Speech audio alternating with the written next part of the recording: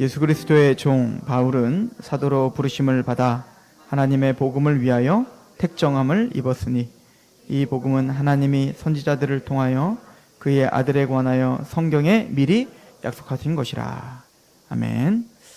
잠시 기도하겠습니다. 우리에게 복음을 허락하여 주시고 복음으로 불러주신 하나님, 그 복음을 알게 하시고 믿게 하시며 의롭다 하시는 하나님, 사도 바울이 감격했던 그 복음, 오늘도 우리를 사망에서 생명으로 옮겨주온 그 복음을 묵상하고 그 복음 때문에 우리의 삶이 변화되며 그 복음으로 인하여 하나님께 예배하는 시간 되게 하옵소서. 이 귀한 시간 성령님 조명하여 주셔서 하나님의 말씀이 말씀답게 깨달아지고 또 말씀답게 선포될 수 있도록 그 전하는 입술을 겸손케 하시며 듣는 우리의 생각과 마음을 낮추어 주옵소서. 이 시간 하나님께 위탁하며 예수 그리스도의 이름으로 감사하며 기도합니다. 아멘. 우리가 지난 시간에 사도 바울이 왜 로마서를 쓸 수밖에 없었는지에 대한 그 동기에 대해서 우리 잠시 상고했었습니다. 정리하자면 사도 바울은 스페인 선교, 그러니까 사도 바울이 생각하는 서쪽의 땅끝은 유럽의 끝인 바로 스페인, 즉 서바나까지 가는 것이 사도 바울의 꿈이요, 또 그것이 주의 말씀을 이루어드리는 자신의 책임이라고 생각을 했습니다. 왜냐하면 예수님께서는 땅끝까지 이르러 너희는 나의 증인이 되라 라고 말씀하셨기 때문에 사도 바울이 생각할 수 있는 땅끝인 바로 그 스페인까지 가고자 하는 열정과 열망을 갖고 있었던 거죠. 그런데 거기까지 가기 위해선 로마의 도움이 절실히 필요했습니다. 근데 로마는 사도 바울이 한 번도 가보지 않은 곳이고 사도 바울뿐만 아니라 모든 사도들도 아마 방문을 하지 않았던 곳이 바로 로마 교회였던 것 같습니다. 우리가 지난주에 상고했듯이 이 로마 교회는 사도행전 2장의 오순절 성령 강림 사건 이후에 그때 디아스포라 흩어졌던 유대인들이 이제 예루살렘에 모여 사도 베드로의 설교를 듣고 회심했던 그 유대인들이 아마 로마로 돌아가서 세운 교회가 로마 교회의 것이다 라고 우리는 상고했습니다.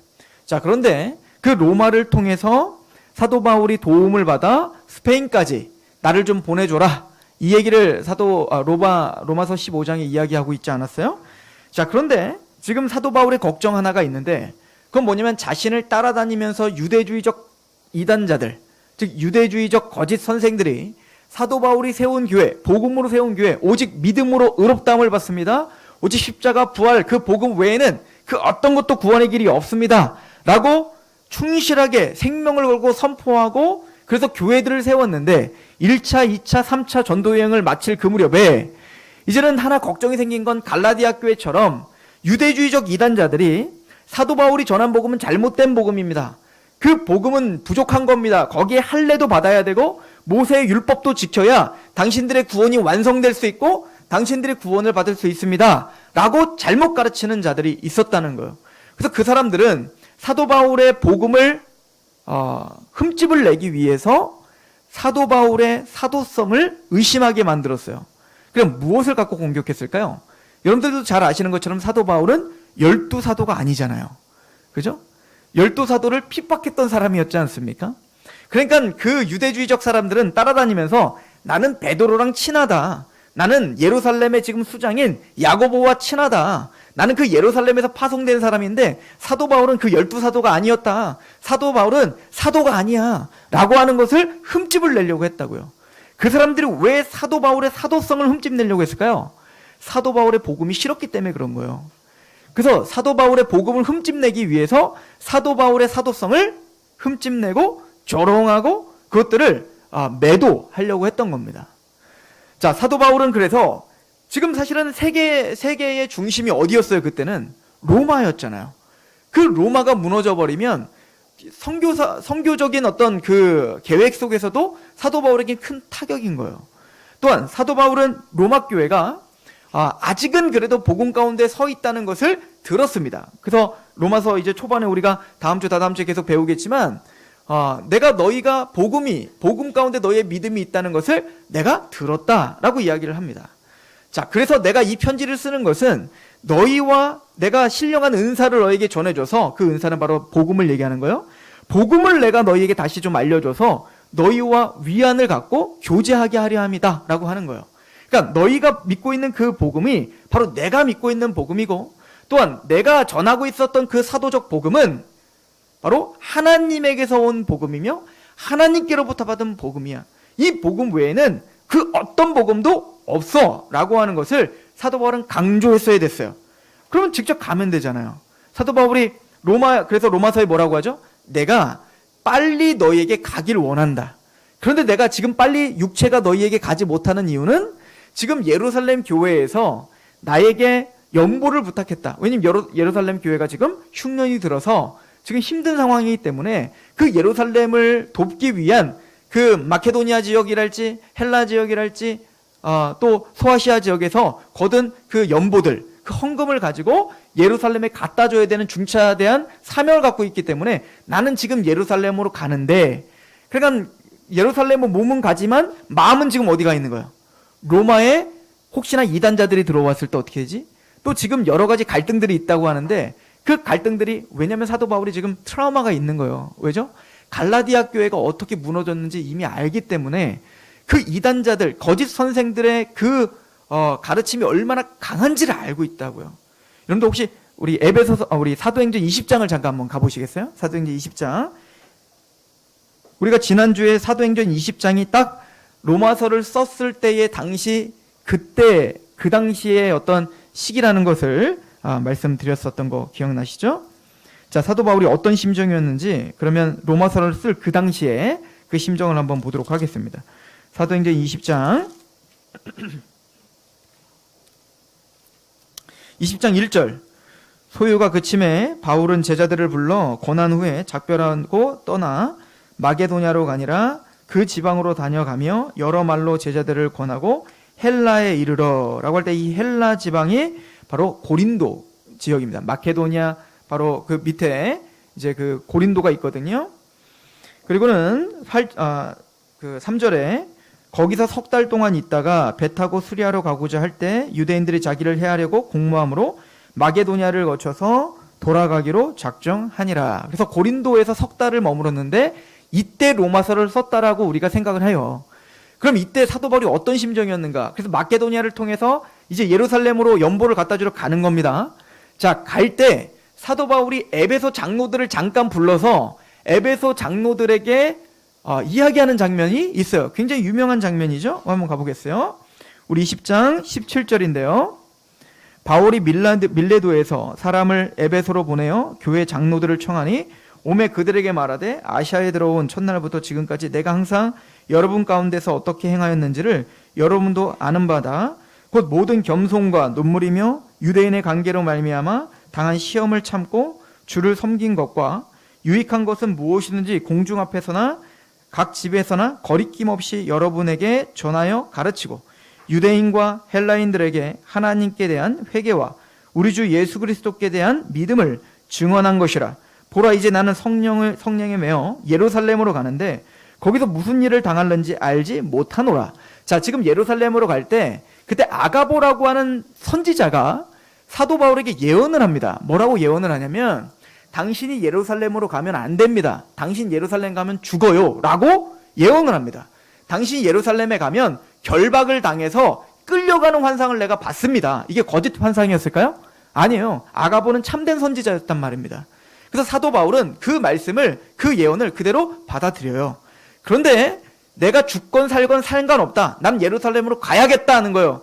지금 나에게 맡겨진 사명은 예루살렘으로 가서 그 연보도 주고 또 그곳에서 내가 1차, 2차, 3차 전도 여행에 했었던 선교 보고도 해야 되고 또 예루살렘에서 또 어떻게 복음을 전할지 모르니 내 사명은 예루살렘으로 가는 거야.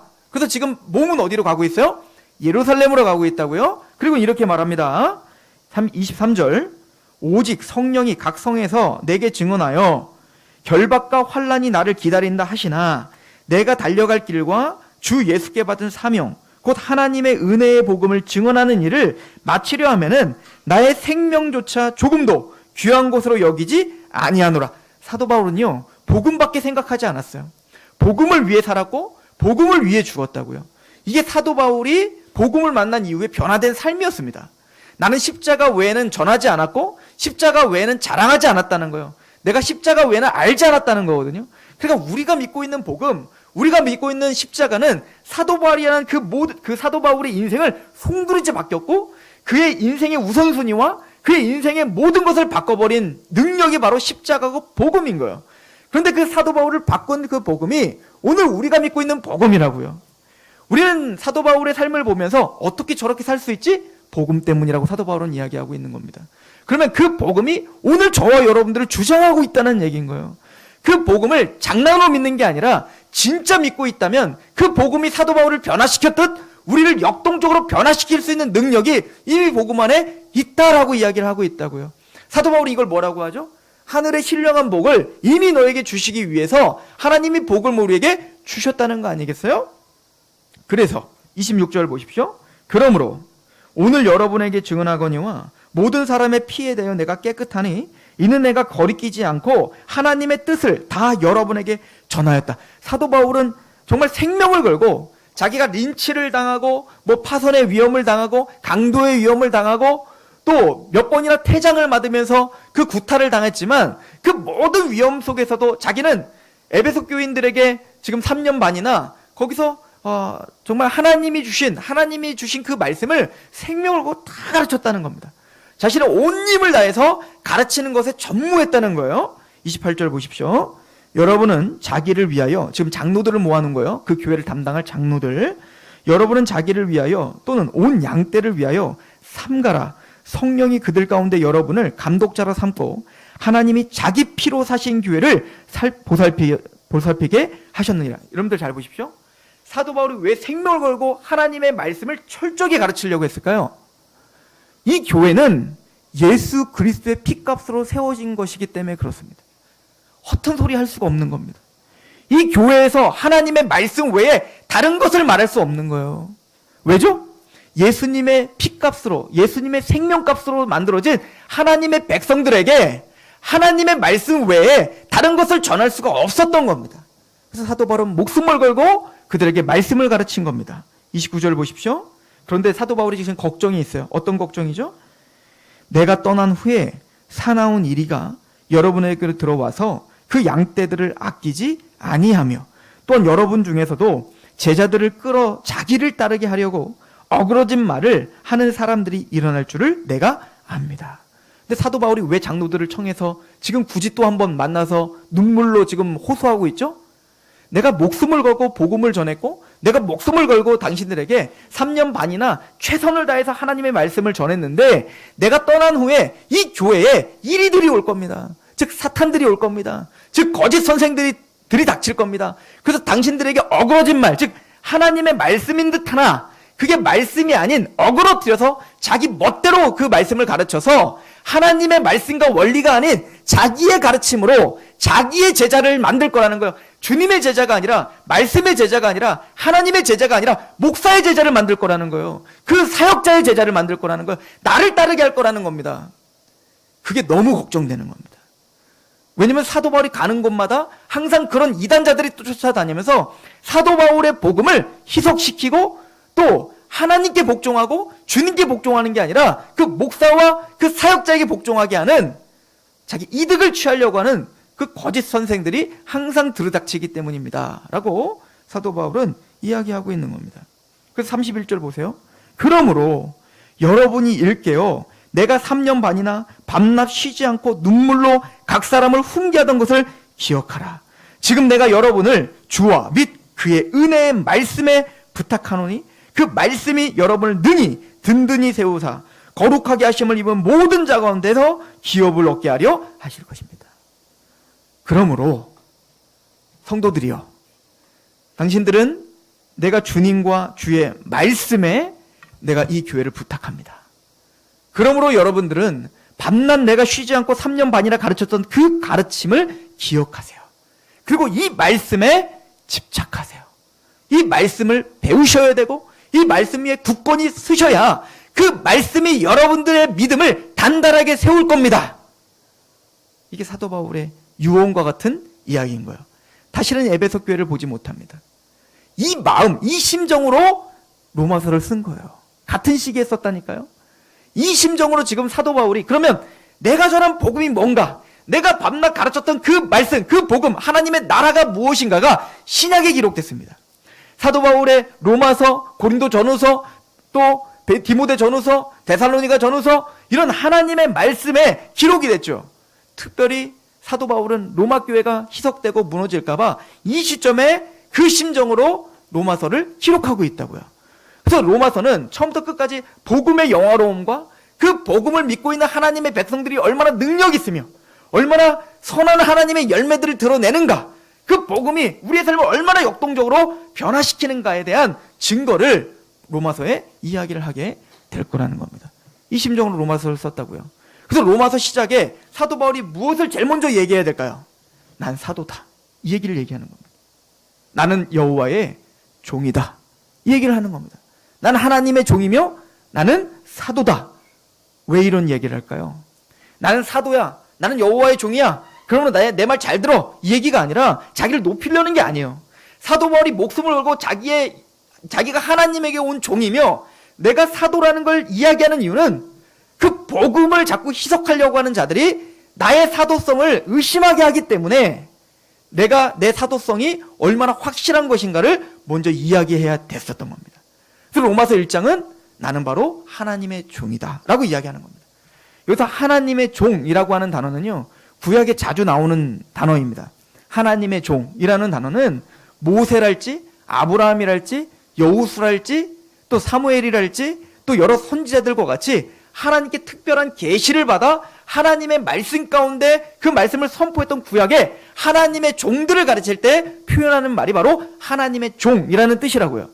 그러니까 사도 바울은 나는 바로 구약에 그렇게 하나님의 말씀을 직접 받아 우리에게 언약을 선포했던 그 하나님의 종들과 같은 반열인 나는 하나님의 종이다. 그러므로 내가 지금부터 말하고 하는 것은 내 말이 아니고 사람의 말이 아니고 하나님의 말이다 라고 하는 걸 강조하는 게 하나님의 종이라고 하는 뜻인 거예요. 또 여기서 종이라고 할 때는 둘로스라고 하는 단어인데 이건 바로 슬레이브입니다. 즉 어떤 노예를 상징하는 거예요. 여러분들 그 당시에 노예는, 특히 로마 시대의 노예는요, 자유가 어디 있습니까? 인권이 어디 있습니까? 노예는 착고에 매여서 쇠사슬에 매여서 말하는 짐승 취급을 받았다고요. 거기는 내 의견이랄지 나의 내 어떤 주장이랄지 이런 건 없는 거예요. 그냥 주인이 하라면 하는 겁니다. 그게 노예인 거예요. 근데 사도 바울은 의도적으로 자신은 하나님의 바로 노예입니다, 나는 하나님의 둘로스입니다 라고 이야기를 하고 있다고요. 이 얘기는 나는 내 생각과 내 감정과 내 아집대로 사는 사람이 아니라 나는 하나님의 말씀의 절대적인 복종 가운데 사는 사람입니다. 이게 하나님의 종이라고 하는 뜻이라고요. 그런데 로마 시대의 종들은 그 노예와 지금 사도 바울이 말하는 구원받아 하나님의 백성들은 우리 모두가 다 하나님의 종이라고 이야기하거든요. 디모데전서 6장 11절을 보면 오직 너 하나님의 사람아 이것들을 따르고 의와 경건과 믿음과 사랑과 인내와 온유를 따르며 믿음의 선한 싸움을 싸우라, 이렇게 말을 합니다. 오직 너 하나님의 사람아, 이게 하나님의 종이라는 뜻과 방불한 얘기예요. 근데 그 하나님의 사람이 누구래요? 우리요. 우리 모두가 다 뭐래요? 하나님의 사람, 하나님의 종들이에요. 그러면 로마 시대의 노예들과 하나님의 종들의 다른 점은 뭘까요? 그 로마 시대의 종들은 억지로 강압적으로 그 말에 복종해야 되는 겁니다. 안 하면 맞으니까, 안 하면 죽으니까. 그러나 사도 바울은 자발적인 노예다라고 이야기해요. 이걸 자유의 종이라고 이야기합니다. 우리는 하나님의 말씀 앞에 복종하는 노예입니다. 그래서 예수님이 뭐라고 했죠? 예수님의 비유 속에서 노예들이, 하인들이, 종들이 바깥에서 열심히 일하고 왔는데 주인이 어우 종님 열심히 일하고 갔으니까 참 고맙습니다, 내가 밥 차려드릴게요, 내가 상급 줄게요, 이런 주인이 어디 있어요? 열심히 일하고 들어왔으면 얘야 밥 차려라 라고 하면 우리는 무익한 종이라. 이 얘기는 뭐죠? 우리는 뭔가를 요구할 수 있는 사람들이 아니라는 거예요. 근데 그 무익한 종이 누구라고요? 우리가 바로 무익한 종이라는 겁니다. 하나님 앞에 뭘 내세우거나 뭘 요구하거나 할 수 있는 수준과 자격이 안 돼요. 우리는 그걸 깨닫는 게 우리인 거예요. 왜냐면 우린 자격이 되지 않는데 하나님의 은총으로 구원받은 거거든요. 그런데 그 무익한 종이 어거지로 되는 게 아니라 사랑에 강권된 종이라는 거예요. 자발적으로 하나님 앞에 내 삶을 내어드린 종이 됐다는 거예요. 왜 사도 바울이 나는 복음을 위해서 살았고 복음을 위해서 예루살렘에서 내가 달려갈 길을 위해서 내가 달려가는 인생이 됐는가? 이것을 사도 바울은 이렇게 얘기합니다. 우리 고린도전서 5장을 잠깐 한번 가보시겠어요? 고린도전서 5장.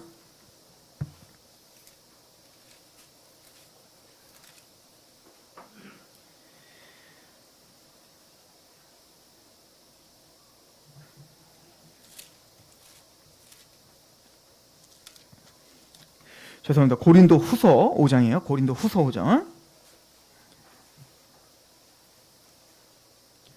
고린도 후서 5장. 우리 13절부터 15절까지 같이 한번 읽어보겠습니다. 시작. 우리가 만일 미쳤어도 하나님을 위한 것이요 정신이 온전하여도 너희를 위한 것이니 그리스도의 사랑이 우리를 강권하시도다. 우리가 생각하건대 한 사람이 모든 사람을 대신하여 죽었은즉 모든 사람이 죽은 것이라. 그가 모든 사람을 대신하여 죽으심은 살아있는 자들로 하여금 다시는 그들 자신을 위하여 살지 않고 오직 그들을 대신하여 죽었다가 다시 살아나신 이를 위하여 살게 하려 함이라. 우리가 만일 미쳤어도 하나님을 위한 것이고 정신이 온전해도 너희를 위한 것이다. 사도 바울은 이렇게 말하죠. 내가 지금 사실은 죽기를 바란다. 내가 죽어 하나님을 만나 그 영광스러운 그 예수 그리스도를 만나는 것, 이게 내 꿈이다. 그런데 내가 죽을 수가 없다. 왜냐하면 살아서 하나님의 복음이 필요하고 나를 통하여 생명을 들을 너희들을 위해서 나는 여전히 이 땅에서 살아가고 이 땅에서 하나님을 위해서 사는 것이 내 또 소원이다. 그래서 이렇게 말하는 거면 내가 만일 미쳤어도 하나님을 위하여 난 미친 거다. 또한 내가 정신이 온전하여도 너희를 위한 거다. 그러니까 둘 중에 하나야. 하나님을 위해서 또 하나님의 복음을 들으려고 하는 하나님의 백성들을 위해서 살았던 게 바로 사도 바울의 인생이었죠. 왜 사도 바울은 그 인생을 노예처럼 하나님의 종으로 내어드리며 살았나요? 14절에 그리스도의 사랑이 우리를 강권하시도다. 사도 바울은 그리스도의 사랑이 나를 강권한다고 말하지 않습니다. 그리스도의 사랑이 우리를 강권한다. 이것은 나의 인생이 아니라 이것은 나를 비롯하여 동일한 복음 가운데 있는 우리의 인생이다 라고 말하고 있는 거예요. 내가 미쳤어도 하나님을 위해서 미치고 내가 살아도 교회를 위해 하나님의 백성들을 위해 내가 정신이 온전한 것은 우리가 하나님의 사랑에 강권하기 때문입니다. 왜 여러분들이 이렇게 살 수밖에 없죠? 왜 여러분들이 하나님의 종으로 노예로 내 생각과 내 감정이 아닌 내 삶을 복종시키며 하나님의 말씀 앞에 살죠? 지옥 갈까봐가 아니에요.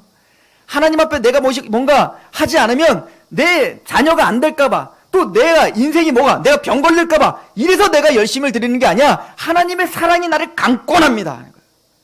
그 십자가의 은혜가 나를 강권하여 마음을 다하고 뜻을 다하고 목숨을 다 하나님을 사랑할 수밖에 없게 만들었습니다. 그 십자가의 은혜가 내 사랑을, 내 마음을 쥐어짜 그 하나님께 예배할 수밖에 없겠습니다. 이게 자유의 종인 거예요.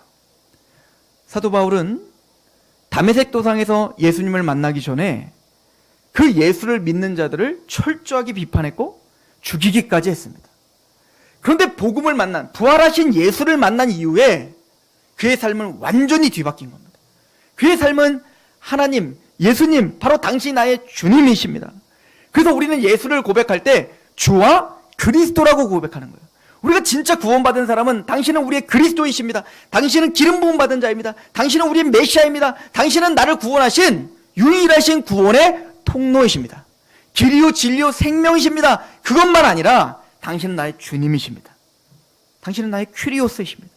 당신은 나의 아도나이입니다. 당신은 나의 왕이시고 나는 당신의 말씀 앞에 그 사랑에 강권되어 복종하는 종입니다. 이게 사도 바울이 말하는 복음인 거예요.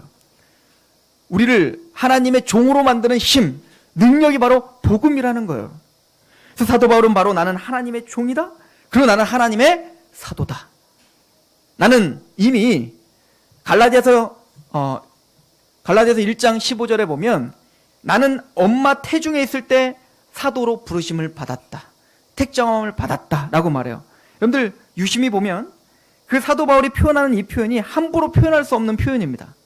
이 표현을 누가 했냐면 예레미야가 했던 표현이에요. 예레미야서에 보면, 예레미야서 1장 5절에 보면 너를 모태에 짓기 전에 너를 알았고 내가 배에서 나오기 전에 너를 성별하였고 너를 여러 나라의 선지자로 세우느라. 그러니까 모태에서부터 내가 너를 선지자로 세웠다. 이 얘기를 사도, 선지자라는 말을 사도로만 싹 바꾼 거예요. 그래서 예레미야가 하나님께 모태 중에 선택받아 하나님의 말씀을 선포하는 선지자이듯 나는 하나님이 모태 중에 나를 이미 사도로 선택하여 선포한 나는 선지자요 사도다라고 말하는 거예요. 그러니까 구약의 권위와 내가 지금 말하는 권위는 똑같다라고 이야기를 하고 있는 겁니다. 왜 사도 바울은 자신을 이렇게 자랑하죠? 자기를 높이려는 게 아니에요. 사도 바울은 나중에 뭐라고 합니까? 나는 죄인 중에 괴수입니다. 지극히 가장 낮은 자입니다. 사도 바울은 겸손한 자였습니다. 나보다 남을 낮게 여기는 자였습니다. 그러나 지금은 뭐죠? 지금 사도 바울의 인격을 높이는 게 아니라 지금 사도 바울이 전했던 복음을 확고하게 해야 됐습니다. 그래서 사도 바울은 나는 하나님의 종이며 사도임을 강조하며 로마서에 이야기를 하고 있는 것이죠. 그렇다면 사도 바울이 전한 복음이란 뭘까요? 이게 오늘 핵심입니다. 우리 로마서 1장 1절 2절 다시 한번 읽어볼까요? 오늘 본문입니다.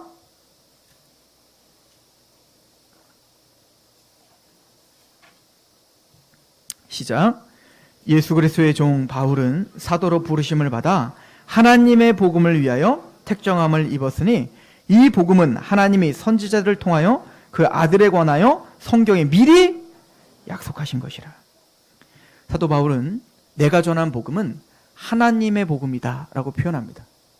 하나님의 복음이란 하나님이 시작하시고 하나님이 완성하시며 하나님이 바울에게 알려주신 복음이란 얘기인 거예요. 사도 바울이 에베소서 2장 20절에 이렇게 말합니다.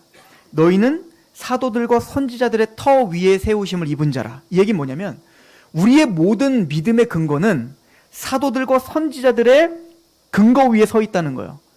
즉 구약의 선지자들이 선포했던, 또 신약의 선지자들이 선포했던, 또 신약의 사도들이 선포했던 그 말씀 위에 우리의 믿음은 굳건히 서 있어야 돼요. 그러니까 말씀이 없는 믿음은 거짓 믿음인 거예요. 하나님의 언약이 없는 믿음은 잘못된 믿음이라고요. 그래서 그 말씀 위에 너희가 세워졌는데 에베소 3장 1절부터 뭐라고 말하냐면 너희는 내가 어떻게 하나님께 이 계시를 받아 말했는지 내가 쓴 그 글을 볼 때 너희가 알게 되리라는 거예요. 그리고는 다른 세대에서는 어떤 사람들에게 성령이 우리 사도들과 선지자들에게 가르쳐준 것처럼 알려주지 않았다라고 말하죠. 그래서 사도 바울은 확신하는 겁니다. 내가 지금 전한 복음은 내가 만들거나 새롭게 창조한 복음이 아니야. 이 복음은 구약 전체, 창세기부터 계시록까지 이어지는, 그때는 계시록, 신약은 없었죠? 구약에서 말하고 있는 모든 그 믿음의 사람들이 갈망하고 바라고 전파했던 그 복음을 나는 너에게 이야기하는 것이다. 이걸 강조한다고요. 그러니까 우리가 말하는 복음, 이 복음은요, 구약 전체가 말하고 있는 거라는 거예요. 그러니까 구약은 딴 얘기하는 게 아니라 구약은 바로 우리가 믿고 있는 복음에 대한 이야기를 하고 있다고요. 그래서 말하죠. 다시 보세요. 1장 2절. 이 복음은 하나님이 선지자들을 통하여 그의 아들에 관하여. 그 복음은 누구 이야기라고요? 아들. 예수님에 대한 이야기라는 거예요. 그냥 구약은 창세기부터 말라기까지 모두가 다 누굴 이야기하는 거라고요? 그 아들, 예수님에 대한 이야기고 그 예수님인 바로 복음에 대한 이야기라는 겁니다. 사도 바울이 지금 전하고 있는 복음은 로마에 있는 교회들아, 내가 너에게 목숨을 걸고 전하고 있는 복음은 바로 하나님께서 창세기부터 말라기까지 주셨던 그 모든 말씀, 그 모든 구약이 전하는 그 복음인데 그 복음은 바로 예수 그리스도에 대한 이야기란다. 누가복음으로 가봅시다. 누가복음 24장. 이건 예수님이 하셨던 얘기입니다. 누가복음 24장 가보세요.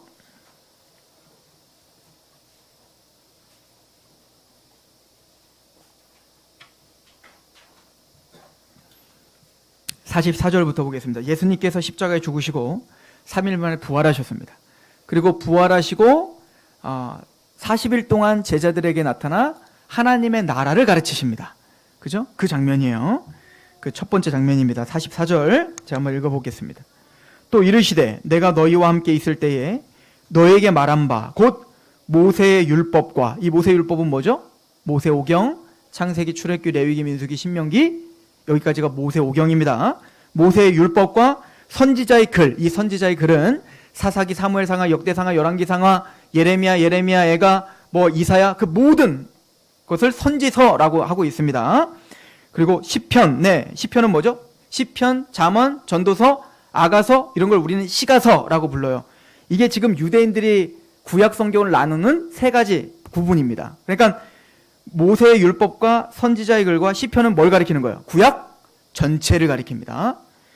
시편에 나를 가리켜 기록된 모든 것이 이루어져야 하리라 한 말이 이것이다. 그러니까 예수님이 뭘 가르쳐 주셨다는 거예요? 살아있으니 33년 동안.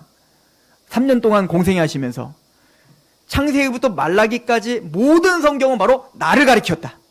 나를 지금 가리켜서 기록한 거다 라고 가르쳐 줬다는 겁니다. 드디어 그 말씀이 이루어졌다는 거예요. 그 말씀이 뭔데요?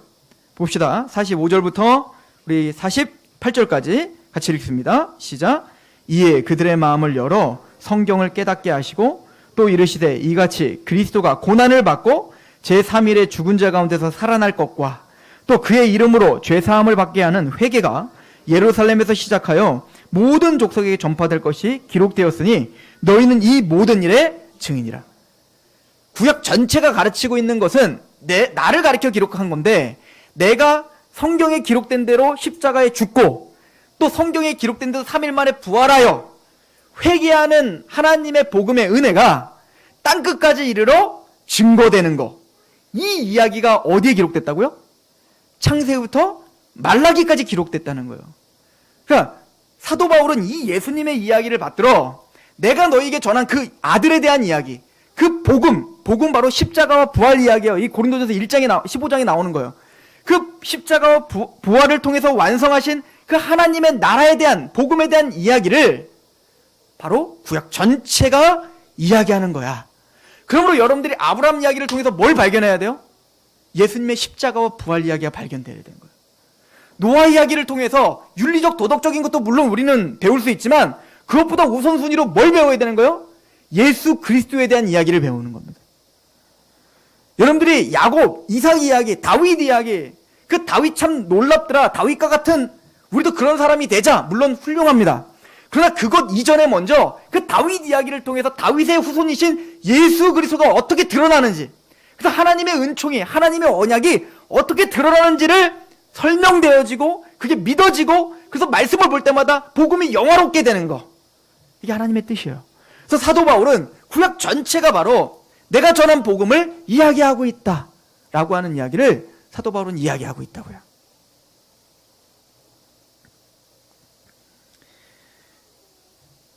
언제부터 구약에 예수님 이야기가 쓰여 있을까요? 이 십자가 부활 이야기가 창세기부터입니다. 인간이 타락하자마자, 아담이 타락하자마자 하루도 못 돼요. 하나님이 타락한, 자격이 안 되는, 선악과를 먹으면 정령 죽으리라 하셔서 먹었다고요. 먹었으면 죽으면 돼요. 그게 공의롭다니까요. 그게 공평하다니까요. 우리가 이렇게 말하죠. 아니, 누구는 하나님 믿음을 주셔서 예수님을 믿게 하시고, 누구는 믿음을 안 주셔갖고 지금 다 여러 사람이 다 이렇게 죽게 됐는데 하나님 불공평하세요. 그럼 공평으로 할까요? 간단해요. 죽으면 됩니다. 모두가 한 사람도 살아남지 못하고 그냥 다 지옥에 가면 돼요. 그게 공이고, 그게 거룩이고, 그게 공평입니다. 그런데 하나님은 그게 거룩이고 그게 공인데, 하나님은 그 죄를 용서하시고 그 죄를 자기 아들에게로 담당하시어 마침내 우리를 살려주시겠다는 은혜를 선포했을 뿐입니다. 언제? 아담이 타락하자마자 바로 창세기 3장 15절에 선포한 거예요. 여자의 후손이 뱀의 머리를 밟아 너를 해방할 거라는 겁니다. 여자의 후손이 그 뱀의 머리를 밟아 하나님의 나라를 다시 회복할 거라는 겁니다. 이게 복음이에요. 그 이야기가 바로 예수 그리스도에 대한 이야기라고요. 그래서 그 후손을, 아담 이후로는 모든 믿음의 선진들은 그 후손을 기다린 겁니다. 그래서 하나님은 그 아벨이 쳐 죽임을 당했을 때 아담에게 다른 씨를 주시죠. 그죠? 이 씨라는 단어, 후손이라는 단어, 자손이라는 단어, 아들이라는 단어 다 똑같은 단어예요. 제라라고 하는 단어예요. 그리고 하나님이 아브라함과 이삭과 야곱에게 똑같이 계속 뭘 약속하죠? 그 씨를 준다는 거 아니에요?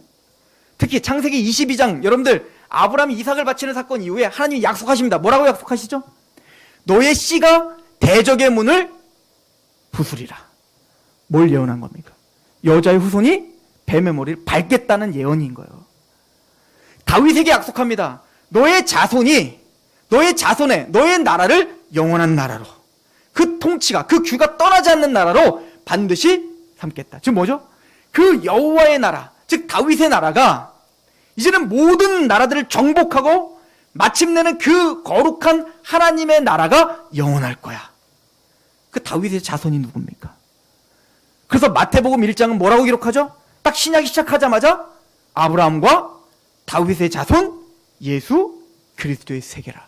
창세기부터 말라기까지 예언했던 그 아브라함과 다윗의 자손, 그 자손이 바로 예수 그리스도이십니다 라고 선포하는 거라고요. 그래서 갈라디아서 4장에 보면 뭐라고 합니까? 때가 참에 하나님께서 그 아들을 여자의 후손으로 보내주셨다는 거예요. 때가 찼어요. 뭐요? 구약 전체의 예언이 드디어 예수 그리스도가 여자의 후손으로 오시면서 그 여자의 후손이 뱀의 머리를 밟겠다라고 했던 그 예언이 드디어 성취됐습니다. 이걸 선포하는 거라고요.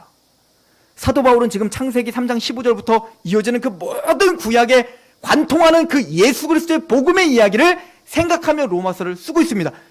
증명해 볼까요? 로마서 16장 가보십시오.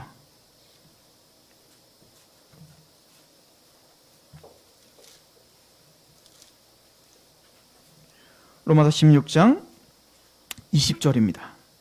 사도 바울은 로마서를 마치면서 이렇게 기록하죠. 같이 봉독합니다. 로마서 16장 20절 시작. 평강의 하나님께서 속히 사탄을 너희 발 아래에서 상하게 하시리라. 무엇을 염두한 겁니까? 창세기 3장 16절을 염두한 겁니다.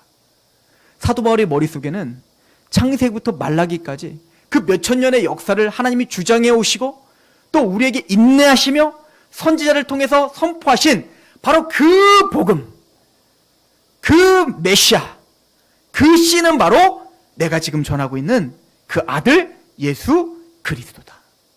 사도 바울은 그게 너무 영광스러웠던 겁니다. 내가 지금 듣고 있는 복음은, 여러분들이 듣고 있는 십자가와 부활 이야기는, 여러분들 예수님 당신을 사랑하시다. 아 그래요? 죄산 받았어요? 아 예, 고맙습니다. 할렐루야. 그리고 내 마음대로 살 수 있는 복음이 아니에요. 이 복음을 위해서 하나님은 만세전부터 계획하셨고 아담부터 시작하여 노아, 아브라함, 이삭, 야곱, 모세, 다윗, 수많은 선지자들, 예레미야, 이사야, 그 수많은 선지자를 통해서 끊임없이 예언하셨으며, 그래서 이 예언이 성취되게 하시기 위해서 이 우주를 붙잡고 우리 모든 역사와 생사 화복을 주장하셨으며, 그래서 복음이 편만하게 전파되는 지금 대한민국에 우리를 있게 하셨고, 그 복음, 이 십자가의 완성된 복음을 오늘 성령님이 살아계셔서 우리에게 인쳐주셔서 믿게 하신 그 복음이라고요. 단편적인 복음이 아니라 우리 인생 모두를 인도하시는 하나님의 역사가 거기 담겨 있습니다. 전 우주를 이끄시는 그 하나님의 그 섭리의 역사가 응축되어 있는 것이 바로 복음인 거예요. 복음은 가벼운 게 아닙니다. 복음은 한 번 듣고 흘려들을 만한 게 아닙니다. 사도 바울은 복음을 위해서 살았고 복음을 위해서 자신의 생명을 내어던지기까지 했다는 거예요. 사도 바울의 모든 서신서를 읽어보십시오.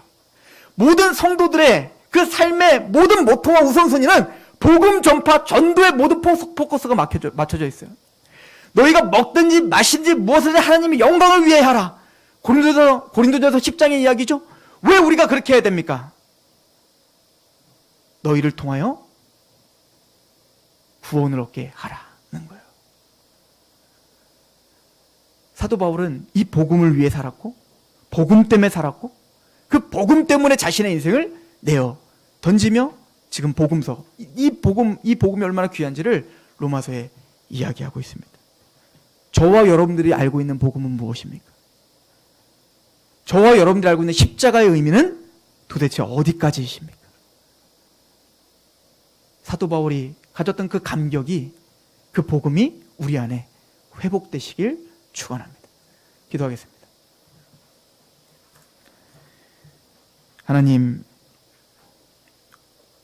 우리가 매번 듣고 있는 복음에 대한 이야기가 얼마나 묵직하고 영광스러우며 우리가 감당할 수 없는 은혜인지를 바라봤습니다.